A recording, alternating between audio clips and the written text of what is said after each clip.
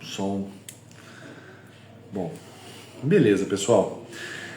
Tô começando essa live aqui hoje e o motivo da gente estar aqui hoje é para falar um pouco da tendinopatia patelar e por que a dor causada por ela não passa, tá? Vai ser uma live solo. Quero ver, né, já aqui se quem tiver aí o Avan, o pessoal que tiver, o som tá funcionando bem, ok, show de bola. Então vamos seguir aqui, pessoal. Eu trouxe aqui algumas informações que são informações que eu mais recebo aqui na clínica e informações que os nossos clientes perguntaram na caixinha de pergunta que eu coloquei. Obrigado, Avan. Seguinte, pessoal, primeira explicação, o que é exatamente a tendinopatia patelar? Vulgarmente chamada antigamente de tendinite patelar. Vamos começar do fim. Tendinite, o sufixo "ite", ele remete à inflamação. E inflamação é um quadro, né, do nosso corpo que ele tem características bem singulares. Por exemplo, você tem que ter aumento de temperatura local, você tem que ter o vermelhidão, você tem que ter o edema, dor e perda de função. Só que, com estudos mais recentes, não tão recentes assim, nos últimos 20 anos, até um pouco mais, 25, a gente conseguiu ver que o que acontece no tendão é um processo degenerativo, ou um processo de desgaste, ou seja, não é algo inflamatório agudo, é um processo com cronicidade envolvida, tá?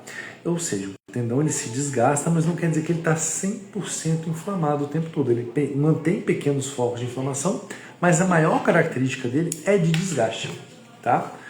E aí o que isso traz assim de luz pra gente?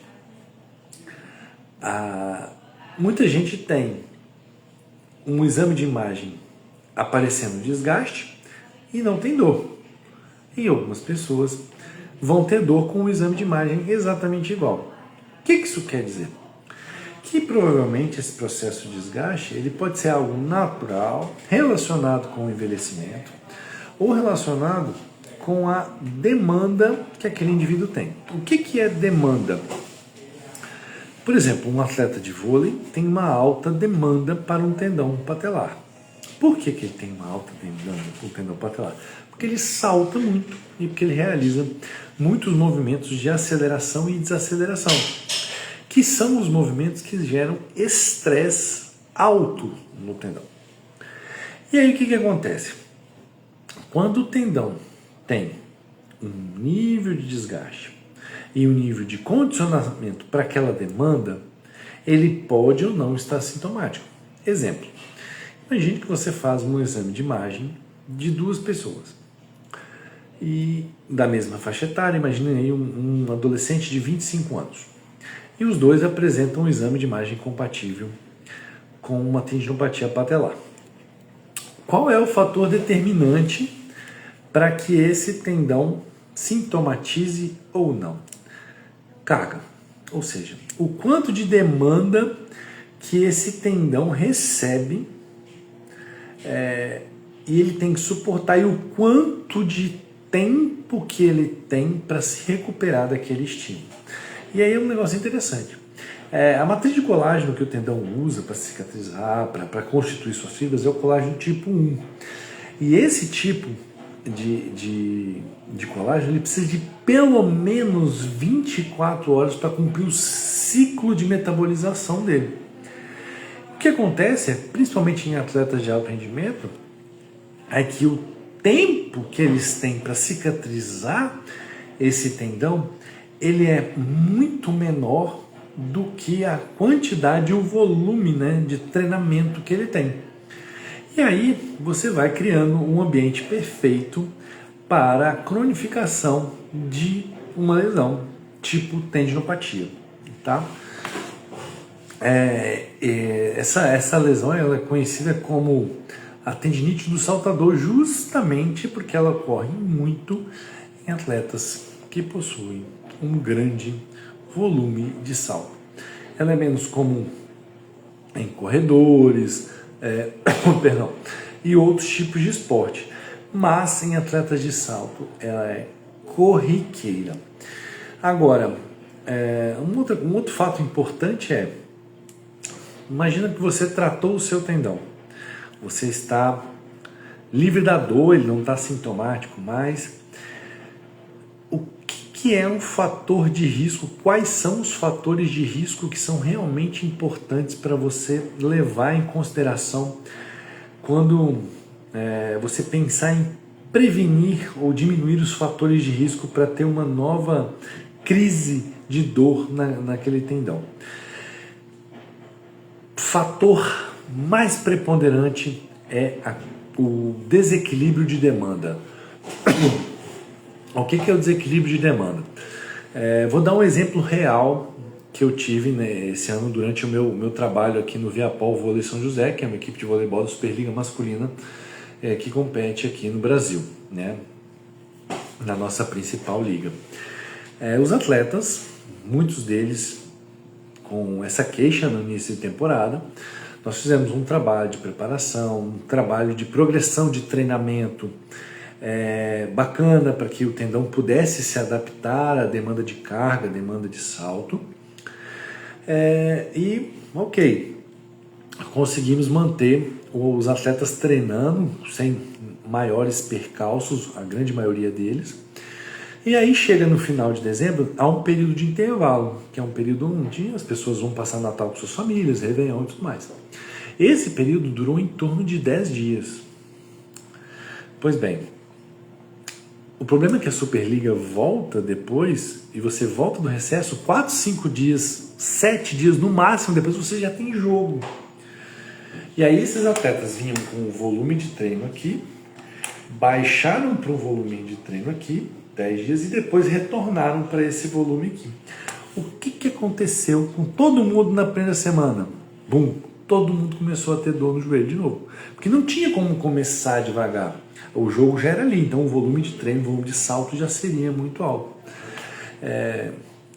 E aí a gente teve dor de cabeça, tivemos que fazer manejo para diminuir sintomas. Alguns atletas tiveram que administrar uso de alguma medicação, um mais grave teve que fazer uso até de um corticoide para que ele pudesse estar em condição de jogo, tá? Já que eu linkei para esse assunto, vamos falar um pouquinho disso aí. Ficar usando medicamento é legal? É bacana para quem tem tendinopatia patelar? Não, não é. E por que não é interessante? Porque o anti-inflamatório ele vai produzir uma janela de oportunidade para a gente. Ele ajuda a controlar um pouco o sintoma, só que se você não fizer um trabalho que ajude a metabolização do colágeno, a reconstituição do tendão, a cicatrização desse tendão e principalmente o condicionamento desse tendão, não é possível que o anti-inflamatório sozinho resolva o problema. Você às vezes até cria no atleta uma falsa impressão de que ele está curado do problema, e aí quando passa o efeito dessa medicação e ele está dando porrada naquele tendão, muitas das vezes ele volta a sintomatizar, tá? Ou seja, anti-inflamatório, janela de oportunidade, mas sem um tratamento complementar, ou na verdade o anti-inflamatório ele é um tratamento complementar, a gente não vai ter resultado. E aí vamos para o corticoide. Cara, o corticoide ele é muito bom para curto prazo. Não tem como, dificilmente você não vai ter uma resposta minimamente significativa que te promova melhor, tanto para dor quanto para função. O que vai, né, para o pessoal aí que está acompanhando que não é físio, e que é atleta, e que pratica esporte ou que trabalha com esporte, função é a nossa capacidade de desempenhar uma tarefa, por exemplo, jogar vôlei, subir uma escada, saltar, enfim, isso é uma função. O corticoide ele produz um efeito de uma vida útil maior nesse atleta, mas também é uma opção paliativa. Não é ela que vai resolver o problema de um atleta que tem um volume de salto, desculpa pessoal, é muito grande. E aí surgem as picaretagens, né? Tem gente que coloca diz que o ozônio vai ajudar para tendão. Não ajuda, pessoal. Não tem suporte científico nenhum. A ácido hialurônico é uma coisa relativamente nova, ainda também não tem uma base de sustentação tão forte, não tem assim algo cientificamente robusto propondo que o uso dele pode ser feito para controlar o sintoma e melhorar a disfunção desses pacientes. E aí fica parecendo assim, nossa Francisco, mas você está falando isso porque você quer puxar a sardinha para a fisioterapia e você vai falar que a fisioterapia é o tratamento que resolve o tendão. Pois é, galera, tem pouquíssimas, eu acho que nem sei se eu consigo conjugar esse verbo no plural. Verbo não, né? Esse pronome. No plural. Tem pouquíssimas semanas que saiu uma revisão da Cochrane, que é, né, a nossa a revista, né, que produz as melhores revisões sistemáticas do mundo, mostrando que a gente não tem ainda um corpo, um volume de ciência mostrando que o exercício é a grande bala de prata para resolver a tendinopatia patelar. E isso assim, né, tá gerando um burburinho, porque todo mundo falava assim, não, o que vai resolver o problema do seu tendão é o exercício, mas tem que saber fazer o exercício direito, mas tem que fazer o exercício bem feito, tem que fazer o exercício certo. Pois é, até agora a gente não sabe bem, com estudos clínicos, qual exercício usar. Existe uma evidência bacana do Rodrigo Scattoni, que é junto com outros pesquisadores, que mostraram para a gente quais as demandas que o tendão recebe em diferentes tipos de exercício. E a partir de agora, eu acredito que a gente vai ter cada vez mais uma informação adequada para entender qual exercício realmente usado em qual fase da tendinopatia pode realmente trazer resultados importantes para a dor e função. Quando eu falo fases da tendinopatia, a gente costuma aqui na clínica classificar, isso aí também é baseado em literatura científica, né, pessoal? Em 3 fases dessa tendinopatia. Quais são essas fases? Na primeira fase, a pessoa, né, e aí quem já teve vai se identificar na hora.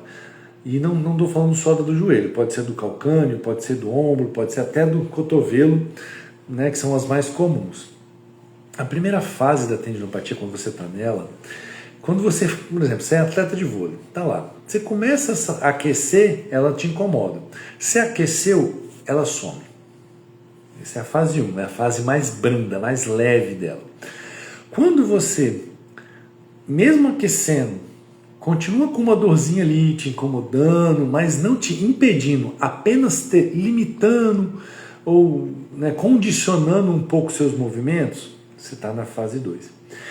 E a fase 3 é quando o bicho está feio, é quando ela está na fase mais intensa, mais aguda e você não consegue desempenhar.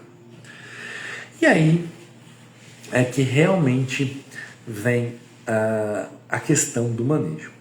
Por que eu quero chamar a atenção para a questão do manejo?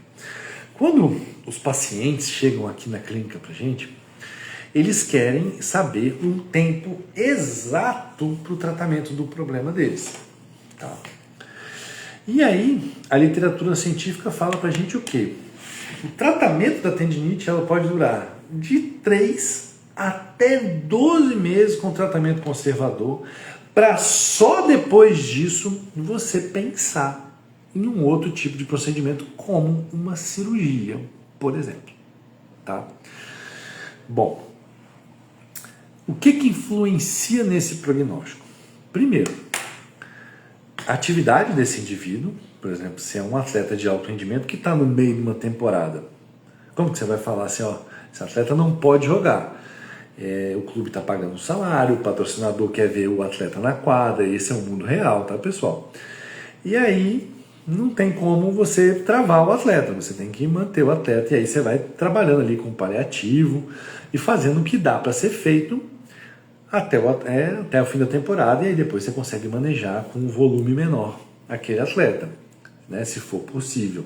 Se tiver um contrato com o clube de mais tempo, aí você consegue fazer um trabalho de longo tempo.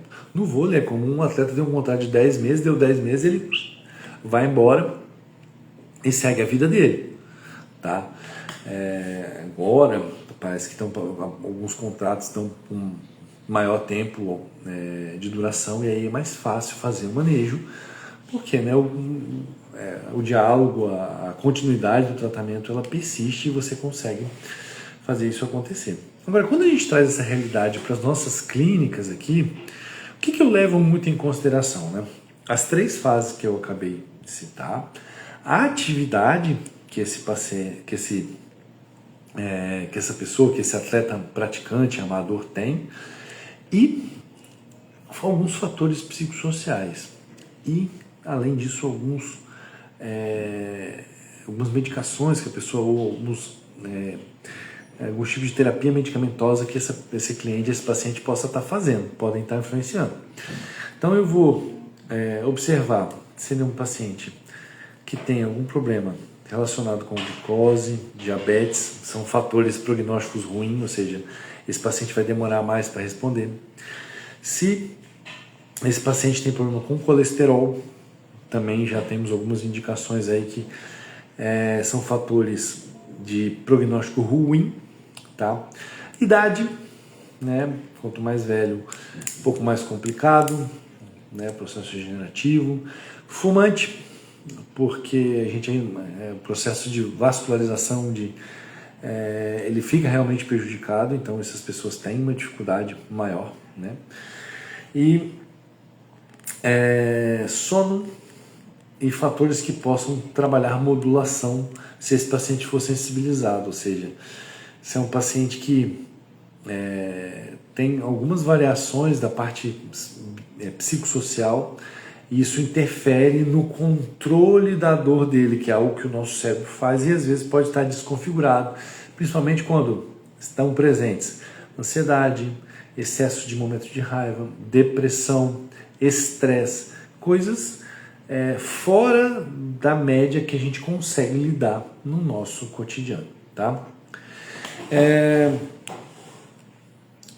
Você, quando procurar uma clínica, tente entender que não é o mesmo tratamento para todo mundo. Tem aquele paciente que ele vai precisar ficar um pouco mais na maca e tem aquele paciente que vai ficar mais no exercício. E aí, a gente vai usar algumas técnicas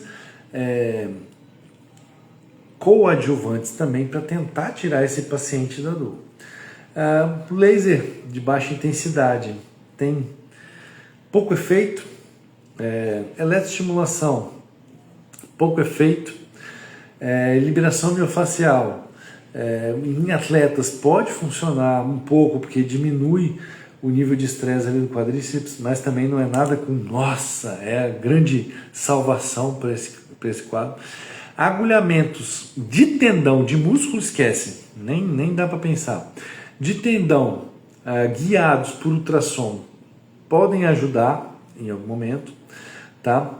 Termoterapia ali, gelo, calor, muito pouco. E aí sobra pra gente ainda, né? Ultrassom, não resultado nenhum, não é indicado para esse tipo de disfunção. E eletroterapia que a gente também pode usar, que sozinha, passiva, também não contribui muito. E aí, Francisco, você foi falando, o que sobra para fazer que realmente funciona? E aí eu quero abrir um parênteses, pessoal. Tem que ser honesto com o paciente. Quem promete solução milagrosa, quem promete que tenha, né, aquela chamada linda do post do Instagram, 3 dicas que vão resolver a sua dor no joelho. Cara, desconfiem, tá? Porque isso aí não existe no tratamento de tendinopatias. Tem 2 coisas que são fundamentais, que realmente vão trazer um benefício real para o paciente. Primeiro, controle de carga. Não adianta fazer qualquer intervenção se esse paciente não tiver uma adaptação, um ajuste do seu volume de demanda para o tendão, que permita ser feito um trabalho de recondicionamento desse tendão. Como que eu faço aqui hoje na clínica, tá, pessoal? Primeiro, a gente tenta entender a fase que o atleta tá, se é 1, 2 e 3. Se ele está na 3, a gente tira completamente aquela atividade provocativa. Por exemplo, o atleta de vôlei não vai saltar, não vai fazer aceleração e desaceleração, vai ficar com uma quantidade muito reduzida de possibilidade de treinamento. Quando ele desce para a fase 2, a gente insere movimentos, deslocamento com média velocidade sem salto e já começa a entrar com o trabalho de carga desde a fase anterior, com aqueles exercícios que eu falei para vocês que geram maior ou menor estresse para o tendão. Então, na fase que ele está aguda, eu entro com exercícios 2 ou 3 que geram um estresse menor no tendão e eu dou intervalos de 24 horas para que haja tempo de haver a remodelação e o paciente consiga recuperar fazer aquela síntese de colágeno. As regras são: esse paciente, numa escala de 0 a 10, onde 0 é pouca e 10 é a pior dor do mundo, ele vai estar entre o 8 e o 10 ali. Quando ele começa a continuamente apresentar quadros de dor entre 7 e 4, e ele consegue dobrar mais o joelho quando eu coloco ele para agachar numa perna só, aí eu começo a evoluir para exercícios moderados. Eu faço uma transição, eu ainda deixo alguns de menos estresse e coloco uns de moderado estresse para o tendão, mantenho o tempo de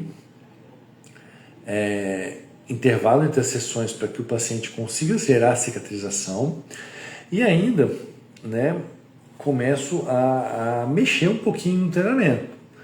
Quando essa dor chega para o nível 3 para baixo, aí é a hora de aumentar novamente os exercícios que geram um pouquinho mais de estresse, fazer uma transição.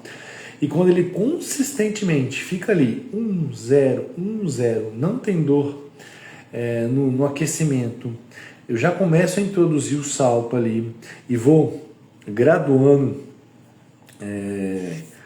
aos poucos. E aí, por exemplo, lá em São José, o que a gente fez? Nós começamos a contar, o auxiliar de estatística, ele contava quantos saltos cada atleta por posição fazia durante a semana.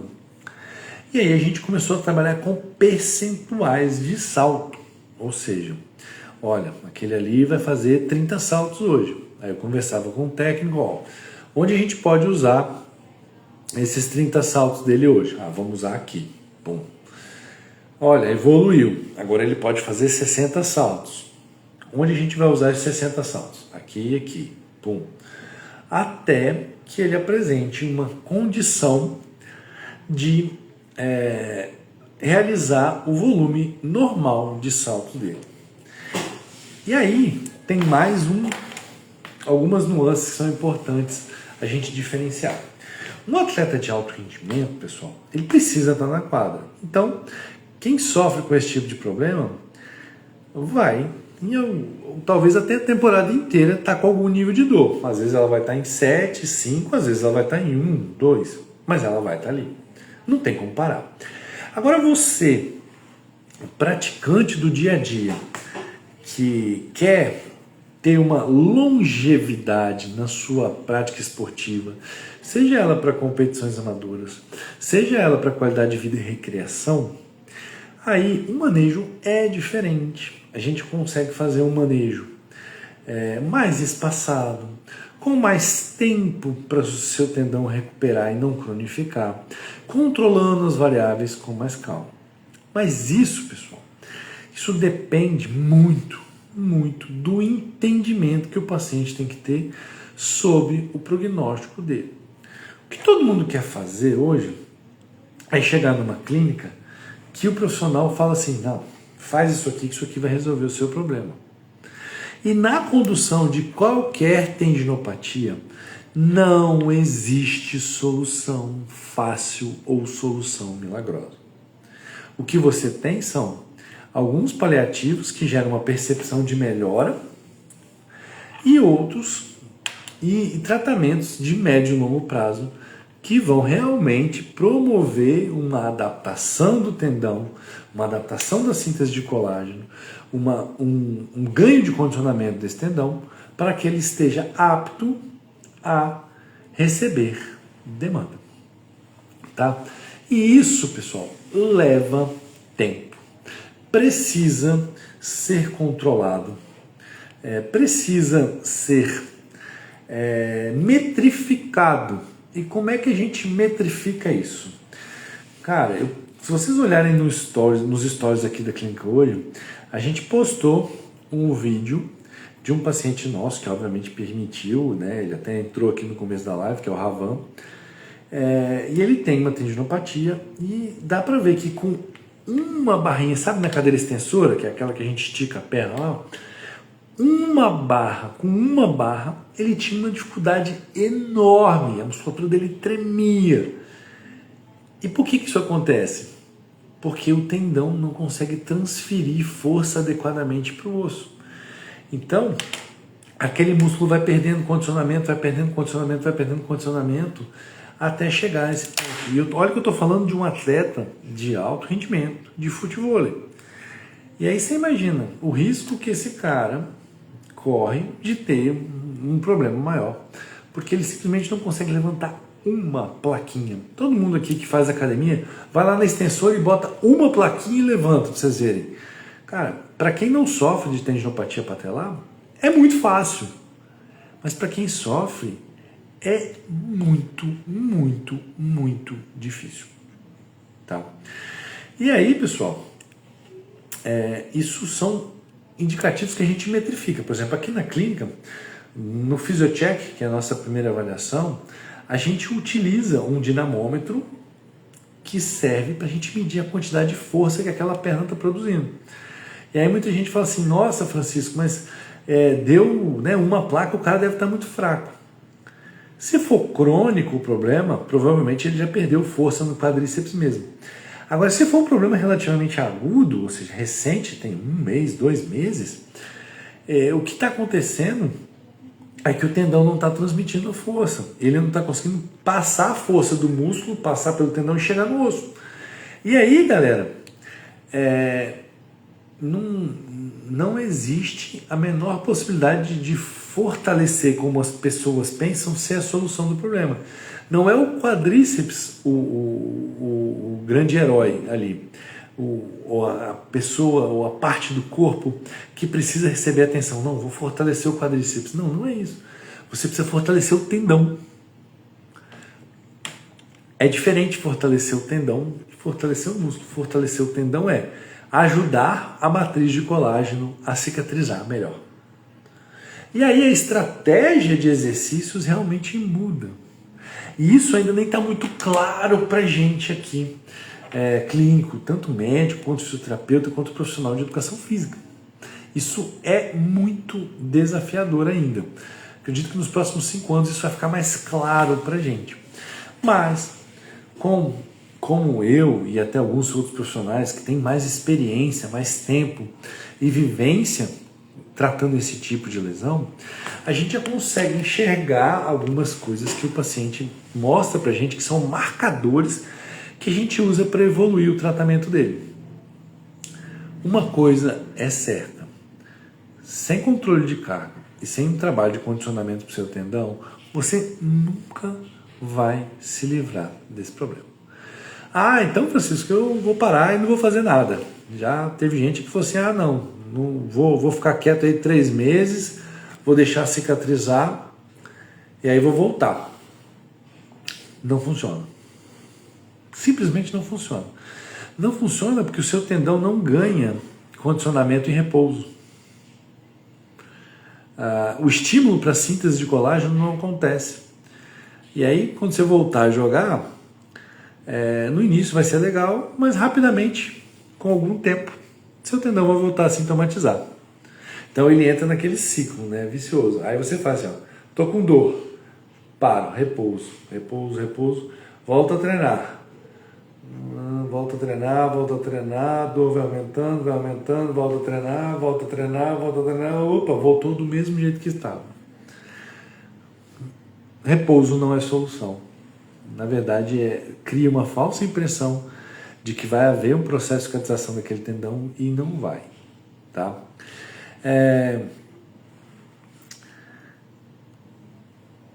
Deixa eu ver, estou olhando aqui uma das perguntas. Repousar muito tempo pode piorar o quadro de tendinopatia? Não piora, mas também não melhora. Aí, quando você volta para a demanda, é aquilo que eu expliquei, tá? Outra pergunta que fizeram aqui legal. Existe um momento ideal para voltar à atividade física após o início dos sintomas? Existem métricas. Quais são essas métricas? Uma dor abaixo de 3 permite que você retorne gradualmente à prática do seu esporte. O que eu quero dizer gradualmente? E aqui é um outro problema que a gente tem na clínica às vezes. Olha, sua dor está baixa, vamos voltar. Ah, Francisco, poxa, eu fui lá jogar um vôlei de praia, me senti tão bem, não consegui jogar só um 7, acabei jogando 3. 2 dias depois, poxa, mas meu tendão voltou a doer. Poxa, mas não doeu nada na hora que eu estava. Pessoal, o estresse mexe com a matriz de colágeno do tendão. Então, você mexe num ciclo, você não gera uma agressão espontânea. Quando está na fase muito aguda, sim, mas você mexe num ciclo. E isso aí é o que 1 dia, 2 dias, ou depois, imediatamente depois da sua atividade física, vai fazer o seu tendão voltar a sintomatizar. Então, sim, a gente tem marcadores que determinam quando o atleta pode voltar a participar da atividade física, porém, ele deve respeitar sempre as orientações que o profissional de saúde vai dar. E mesmo assim, ele ainda corre o risco de o tendão voltar a doer. É um processo de tentativa e erro. A gente vai colocar lá, vai ver se ele se adapta bem e vai aumentar gradualmente. Existe um raciocínio, mas não existe uma regra milagrosa que dê para se implantar para todas as pessoas, tá? Realmente é uma coisa individual que depende de diversas características que o indivíduo tem e que pode sim, e muitas vezes a gente consegue ter sucesso desde que haja uma disciplina muito grande com as orientações que o profissional de saúde vai fazer. Que haja um cuidado de nós que tratamos em ouvir e entender as demandas do paciente e, consequentemente, usar as técnicas paliativas para promover a melhora de curto prazo e para usar o que existe de melhor sobre exercícios físicos hoje para facilitar a recuperação do tendão, ou seja, ajudar no ciclo da matriz de colágeno, transformando aquele tecido cicatricial num novo tecido tendíneo, o que é algo extremamente difícil, porque o tendão, por si só, é uma estrutura pouquíssimo vascularizada e também por isso os períodos de tratamento são de médio e longo prazo, tá? Bom, prevenção envolve controle de volume de treinamento, envolve ter um tendão com boa capacidade, ou seja, você quer começar a fazer uma atividade que envolva salto, faça um bom trabalho na academia, com exercícios funcionais e não apenas, aumente gradualmente o volume de saltos e movimentos de aceleração e frenagem brusca, desaceleração brusca, porque isso é fundamental, tá? E principalmente, vá devagar, vá aos poucos. Se você é um sedentário e quer começar a fazer um esporte que tem aceleração, desaceleração e saltos, 2 vezinhas por semana, fica ali 1 mês, 2 meses, depois passa para 3. Não começa de uma hora para outra, nossa, gostei, vou fazer 5 vezes por semana. Vai dar problema. Quando a gente é novo, tem lá 15 anos, 18 anos, é mais fácil não ter problema. Mas esses atletas também têm. Eu tenho um filho de 17 anos que joga voleibol e já tem uma tendinite patelar, tá? Então, não é só por ser novo que você está imune. A idade não é o fator de prevenção. Ajuda, óbvio que o sistema imunológico de cicatrização ele é mais eficaz, não tem como negar isso, mas não é essa Coca-Cola toda, principalmente quando se fala de atleta de treinamento de alta intensidade, tá?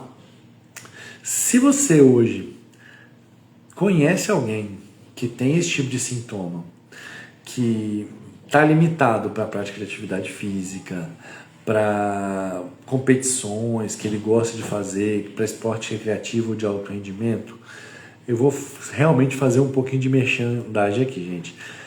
Tem que fazer uma avaliação especializada que faça tanto e descubra realmente se o diagnóstico é aquele mesmo, que afaste outros possíveis diagnósticos, porque existe uma confusão aí, existem possibilidades de um indivíduo achar que está com uma coisa e ser, por exemplo, uma rofite, que é uma dor bem parecida, que tem características bem parecidas, tá? Não confiem no exame de imagem como ferramenta milagrosa para dar o diagnóstico. O diagnóstico é feito basicamente com evidência clínica e a dúvida sobre o diagnóstico ela é retirada ou ela é sanada com o exame de imagem conectado com a clínica do paciente. Então, tem gente que tem um exame de imagem X, mas tem um diagnóstico Y, tá? Isso é muito comum, muito comum, tá? Bom, vamos encerrando por aqui, pessoal. Trouxe aqui bastante informação. Vou deixar salvo por 24 horas essa live com aquilo que eu falei aqui, tá? E também posteriormente vai estar disponível no nosso canal do YouTube. Então você que é praticante de esporte, que sofre com tendinopatia patelar, se tiver com alguma dúvida ainda, manda para o nosso direct, comenta nos nossos comentários, tá? Ou até mesmo no nosso WhatsApp, informação tem hoje, o link está nos stories, tem na aba de contatos no nosso perfil e tem, né, no link também ali embaixo da nossa bio, tá? Muito obrigado a todos, uma boa noite e um forte abraço.